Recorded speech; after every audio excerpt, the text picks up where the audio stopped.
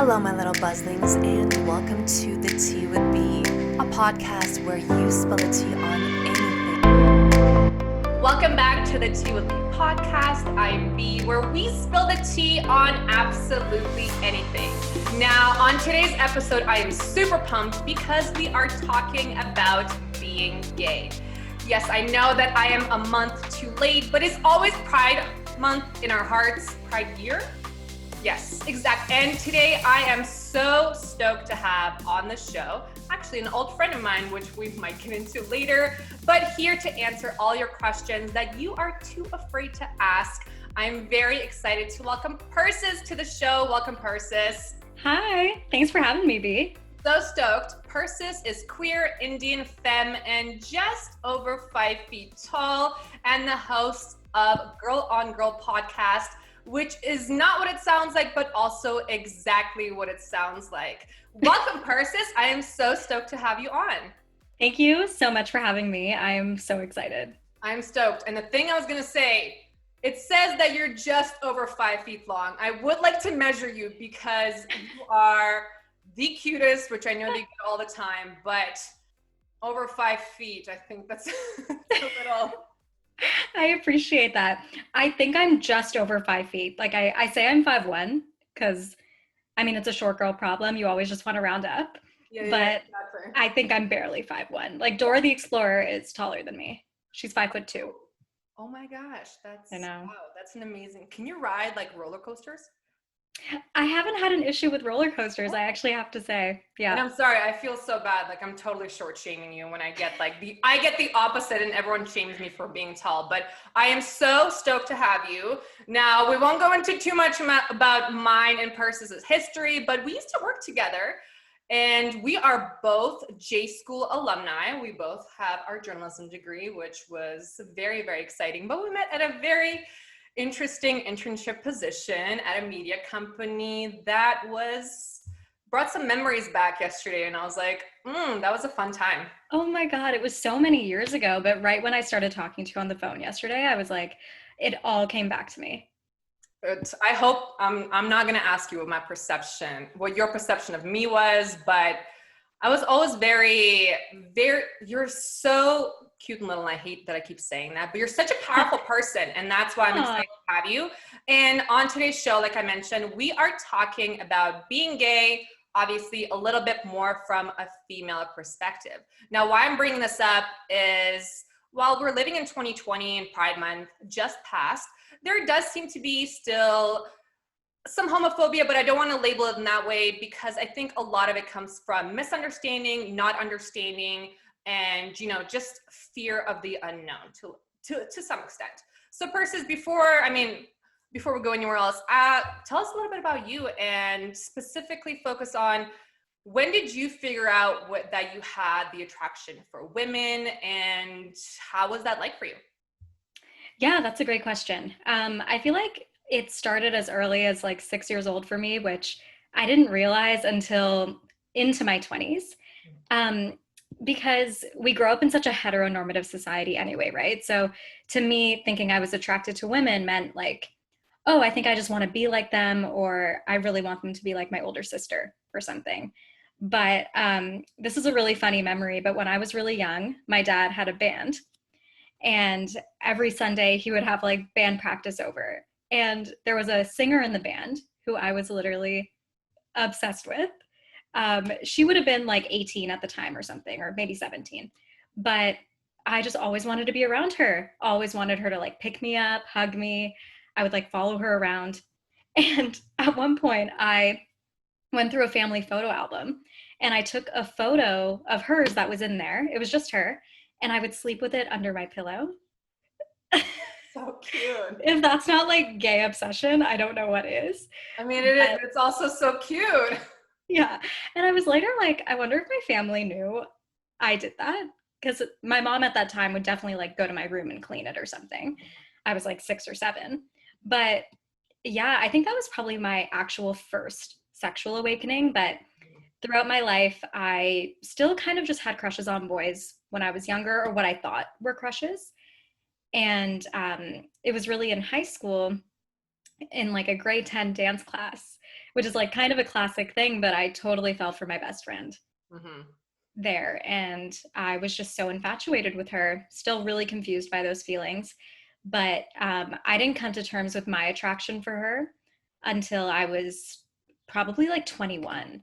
Mm-hmm.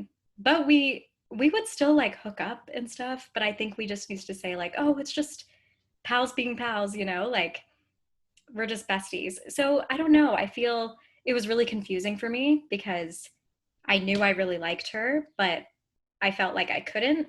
Um, and we'll get into this later, I'm sure, but because I'm also very femme presenting, I didn't see much representation. So it's been a journey, to sum it up, like finding out my attraction for women. Mm-hmm. And how is it like, you'd say it's a stereotype and it kind of is to some degree, but is there a difficulty when you feel that you have this attraction to women, but how does your friend react? Because I think we actually met during that time where it was still a little bit fresh because I remember this, but how do you deal with that? It's a difficult situation because it's a friendship, you have more feelings and you don't know how the other person feels. And like you said, there's no representation of women like you out there. So how do you approach that? That's so true. It's I definitely don't think I approached it in like, not, I don't want to say healthy, but definitely not in a confident way back then. I definitely didn't tell her I had feelings for her. And actually, the way she found out was when I posted a YouTube video, literally when I was like 23. I Yeah. didn't give her, like, I didn't out her or anything or say her name, but she knew I was talking about her. And she messaged me later being like, oh my God, I really wish you told me because, like, I I would have like given us like an actual chance because we had flings here and there, but it was never serious. And she's like, I actually would have gone for that with you. Um, but I was just too scared. And I think, I mean, at that time too, my high school was pretty progressive, but I still didn't feel that comfortable. And I guess I mean progressive in terms of like my grade or like the people I surrounded myself with personally. Mhm. I definitely had an interesting teacher who was very, very homophobic in my high school. And that's a whole other story. And I went to Catholic school. So there were definitely a lot of teachings that did not support gay marriage or gay relationships. Mhm. But I just didn't think it was my reality. I had a lot of people who would even call me like boy crazy and because I would like, I think it's just the way I looked. And if I did have crushes on boys at the time. So I think that was something else that would make me feel like, oh, people think this way about me. So that must be me. Mhm. Wow, I Yeah. didn't know that you didn't reveal your feelings, that the way that she found out was through a YouTube video. That's crazy.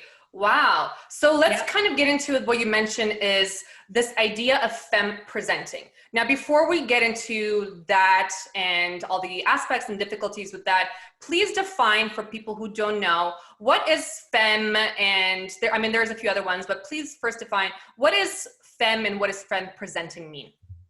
For sure. So I think the way I would just define it is someone who identifies with more of like the feminine energy or like the feminine side to them. And I think that comes with like the stereotypical of like what a woman is Yeah, the or someone stereotype identifying. feminine, yes.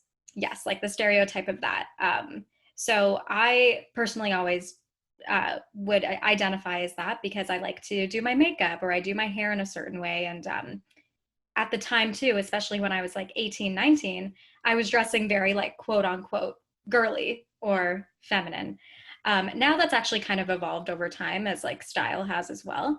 But yeah, I didn't really fit into your stereotypical like androgynous.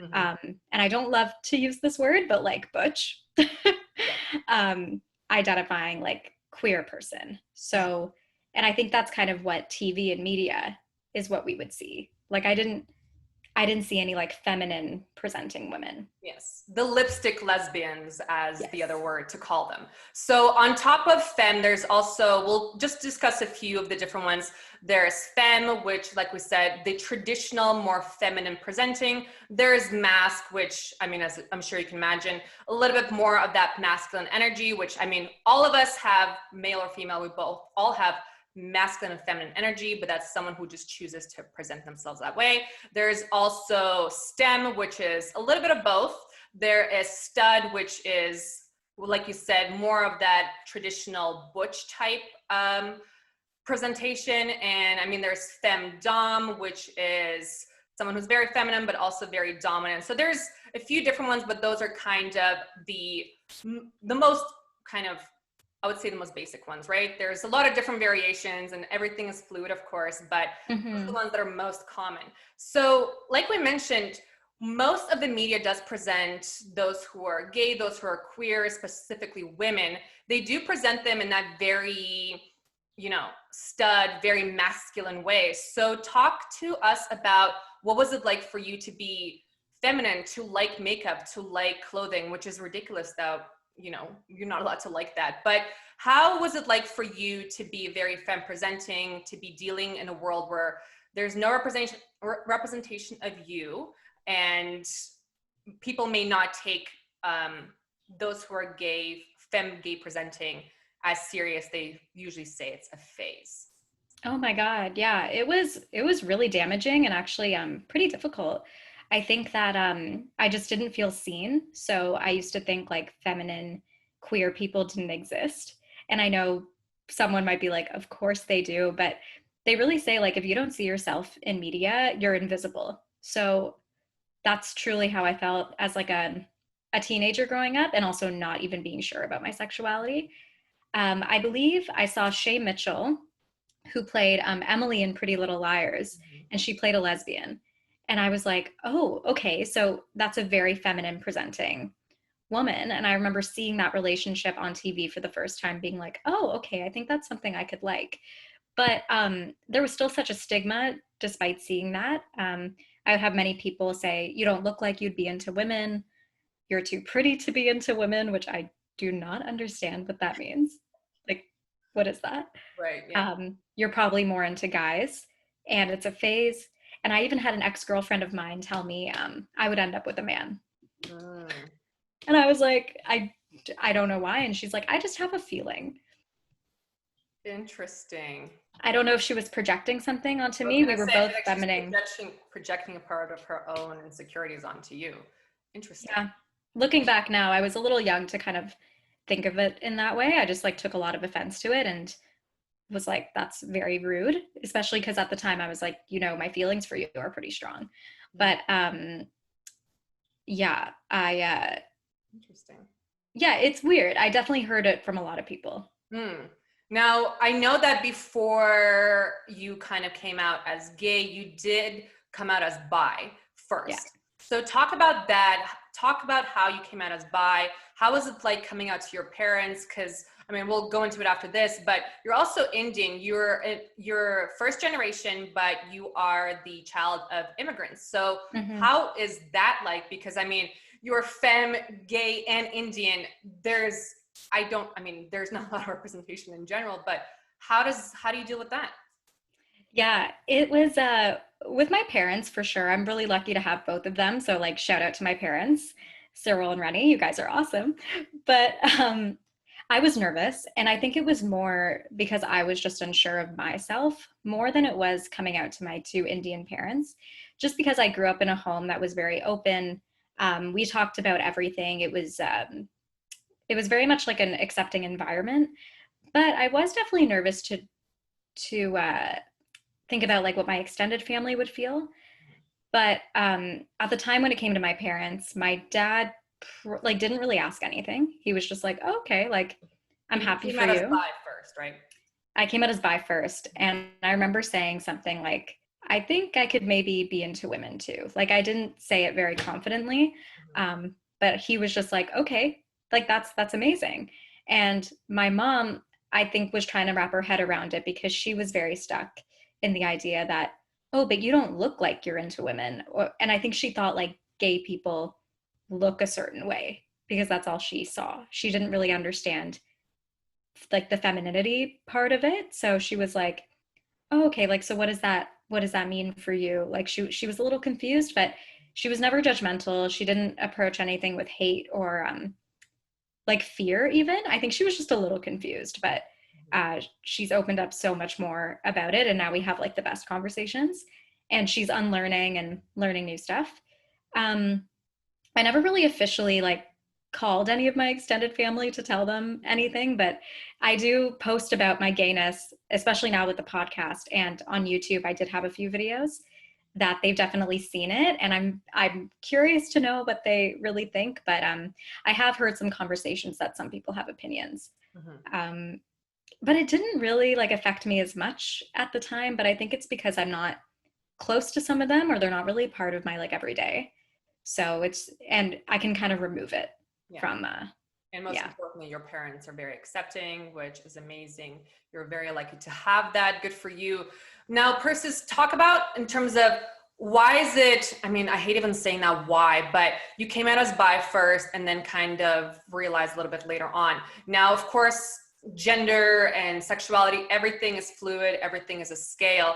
But talk about, did you feel a little safer coming out as bi? Was it just unsureness of your own feelings towards others? And I know that when we knew each other, and this is probably in your early 20s, you were still dating men for quite a while. So talk about the attraction to men that you still had or thought you had, and realizing, going from bi to kind of realizing who you are. Yeah, so that's actually a really good question that because I think a lot of people go through that, is like sometimes coming out as bi could feel a little safer. I actually totally could see that. Not to like bring down anyone who is like, I identify as bi and that's my label. But for me, that is really what, or how I felt at the time, because it's the only thing that made sense, because I still would have feelings for men too. But then later I discovered that's all emotional. I don't have a sexual attraction for men or a romantic attraction. And that took me a little bit to discover. I was dating a guy for a few months and really liked him. So it confused me when I like didn't really want to get intimate with him all the time, or I felt like my body felt like stiff around him. And I'm a person who loves physical touch. Like that is my love language. That about you. I remember that very much. Yeah, it's like my number one. So that confused me as to why I didn't really want to be that way with him or be affectionate, but I still really liked him and loved spending time with him. So that was so confusing. So to me, when I discovered, I was like, oh, I like women, and that opened up another door. I was like, perfect, like bisexual, I guess that makes sense. Mm-hmm. But throughout that journey, it would have been like 5 years of discovery. I started realizing, oh, I'm really enjoying like going on dates with women, and kind of I only have feelings for women now, and romantic feelings. Mm-hmm. Like when I would compare it to men, I was like, oh, it's so different. So I had a bit of a realization during quarantine. I fell for this girl like who I worked with at the time. And I did a bit of reflection, like when I was on my own in quarantine, being like, oh wait, she was kind of the catalyst, I'd say, into helping me discover, I think you're just gay. So yeah, but I did identify with bi at the time, and I know labels can change and they shift. And I did too. Like I kind of did more research and discovered more about my body and like what actually feels good to me, and I just went with it. I love that. Now, Pete, can we talk about the attraction that you just mentioned? So obviously you identify as a gay woman, but as you mentioned, is you did have that attraction to men. Let's talk a little bit about that, because I think specifically men have a hard time grasping a gay woman, how she doesn't have feelings for a man. And that's not really the case. There's different types of attraction. So talk about how you figured that out for yourself, that yes, you do crave some masculine energy every once in a while. You know, it's great to, you know, it's that starter energy, but you realize that, you know, maybe it's more of a friend thing than a romantic attraction. How do you figure that out for yourself? Yeah, we did an episode on my podcast called like the 7 types of attraction. I think it's I 7. will link that for sure in the description.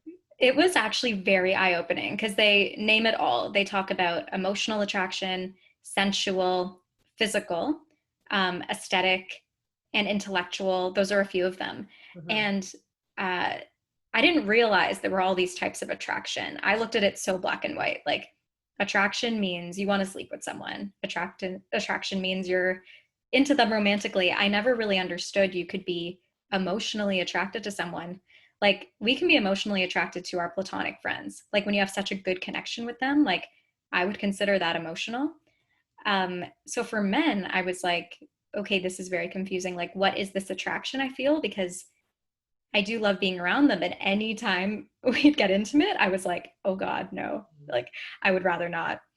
So I realized, I think with men, I can understand like a good looking man for sure. I even think about guys now and who I find attractive. And I'm like, oh, Harry Styles, I find very attractive. But I wonder if that's like an aesthetic attraction. So when you can appreciate the way someone dresses and the way they take care of themselves and their look, and you love that. Exactly. You know what I mean? So yeah, like I said, attractions can like shift as well, but that's definitely where I stand as a gay woman, and I'm like pretty confident in that. So I hope that helps explain it, because uh, that was very eye-opening for me, because I was so confused, because I was like, do I like men? Like, what is this? Exactly. Or I used to think, am I just like not ready to get intimate with men? I don't know. But with women, I was like, okay, let's go. Yeah. So it's So I very think interesting. your body was probably telling you everything from the beginning, but it takes a little longer for us. And I love that you talked about, growing up, most of us grew up in a very heteronormative society, and we are taught, attraction is essentially when you like someone and you want to be intimate with them, and we don't discuss other types of attractions. So I love that you talked about the fact that, yeah, you can still be attracted to men, but you see your life ending up with a woman. You identify as a gay woman. Now let's get into more definitions. So let's define kind of every aspect of LGBTQ, because Yeah. I think there's still confusion about that. So L, of course, is lesbian. Yep. So that's women on women love. Gay is a very encompassing word.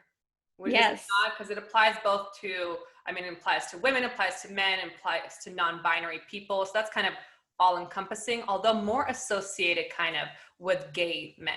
Then what's after the B? Trans, LGB. Yeah.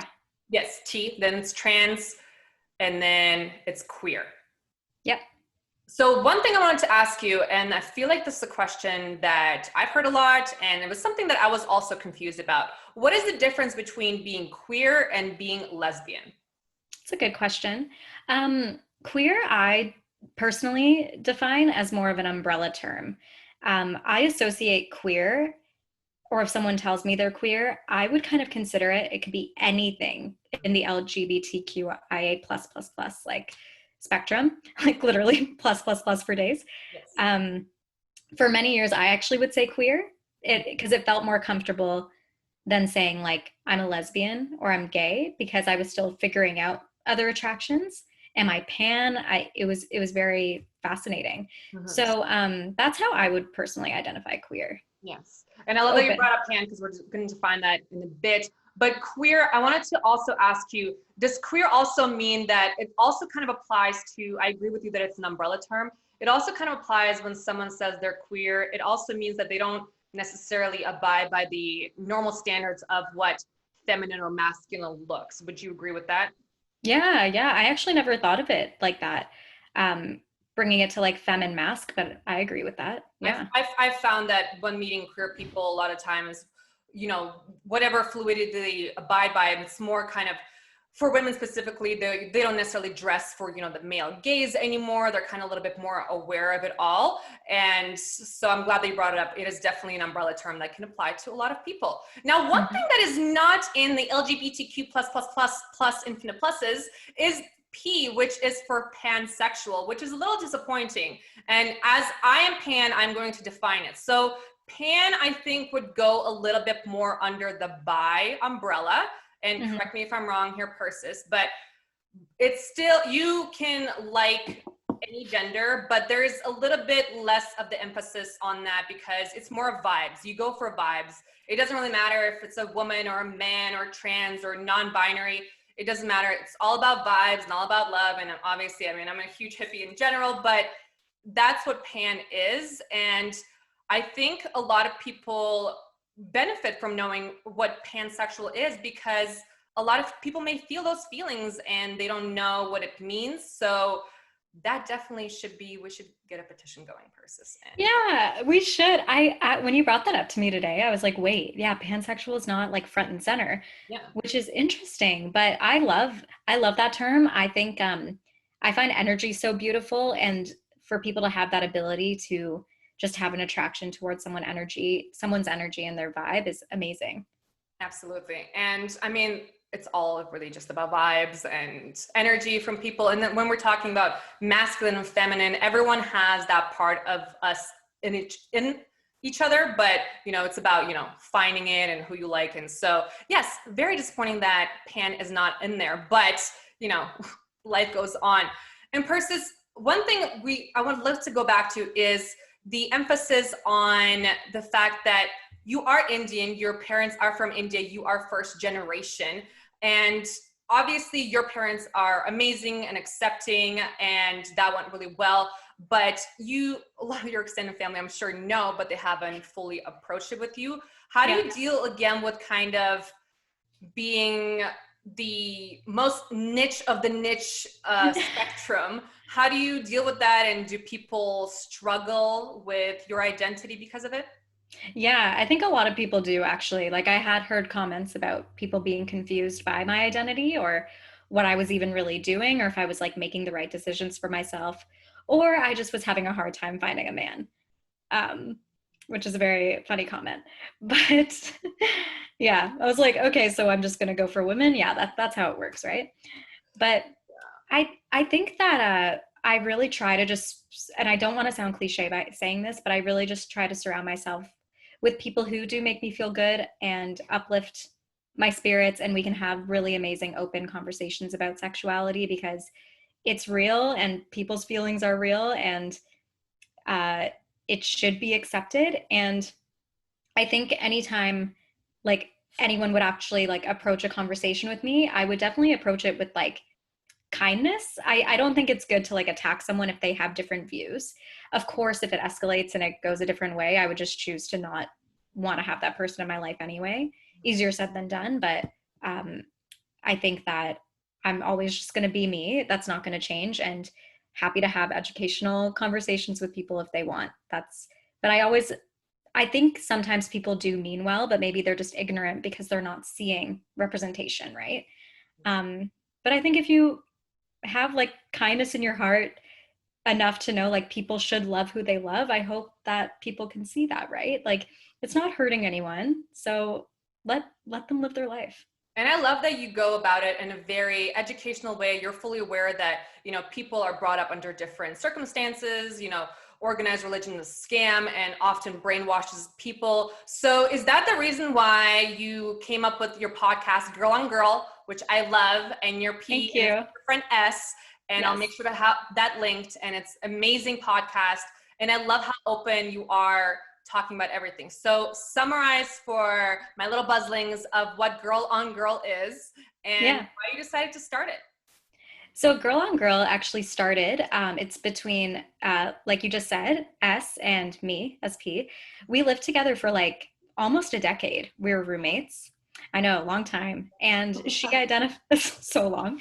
She identifies as straight. And then throughout those years, we talked about everything, we're best friends, and we'd have all these amazing conversations, truly like over wine in our living room as like young 20-year-olds talking about dating, taboos, sex. And throughout that time, my label had changed. I identified as bi, then came out as gay, and am gay and a lesbian now. But I just found I loved hearing her perspective as someone who identifies as straight. And I felt so safe talking to someone who is a straight friend. I find that's not very common sometimes, or not that you might not feel safe, but you might not feel like you can relate on certain things. But that's kind of how Girl on Girl started. We started it during like the pandemic, and we were like, you know what, let's like bring these living room conversations to a public platform, because maybe these are things that people might be afraid to ask, like straight people and queer people.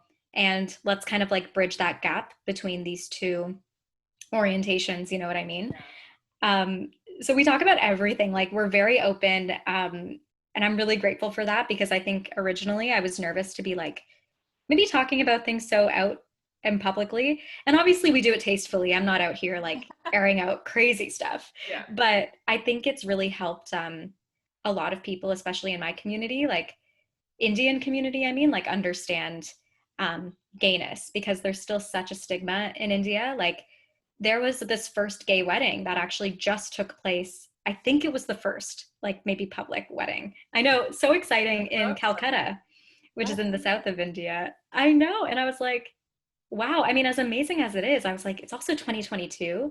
So I'm happy that it's happening, but I just hope that with more representation, there's going to be so much more and like more normalcy and acceptance. Mm-hmm. And I love that your podcast has a straight perspective. And that sounds kind of weird saying it out loud, but you know, you answer questions that a lot of people are uncomfortable to ask a gay woman. And I love that you have your straight identifying friend who, and having those conversations, it is so easy to listen to and it's so great and has so much amazing information. So make sure to listen to that. And I don't know if we'll have enough time, but we're going to do a part 2. P, let's talk about sex. Or I don't know if we're going to have enough time to talk about sex. Maybe let's just leave it one question. We're going to do a part 2 with you, Persis. Do you agree? Yeah. We got to do a part 2 about sex. I'm really stoked. It's one of my favorites. But I'm sure you get this question a lot in terms of being a lesbian woman. This is the most ridiculous question, but a lot of people want to know how women have sex. So what is your answer to how do women have sex? It is a ridiculous question, but how would you answer it? Truly, we sit together in a room and we knit scarves. That's what we do. That is. And then we U-Haul. And then we U-Haul. I actually, you know what? I'm going to even say it's kind of a fair question.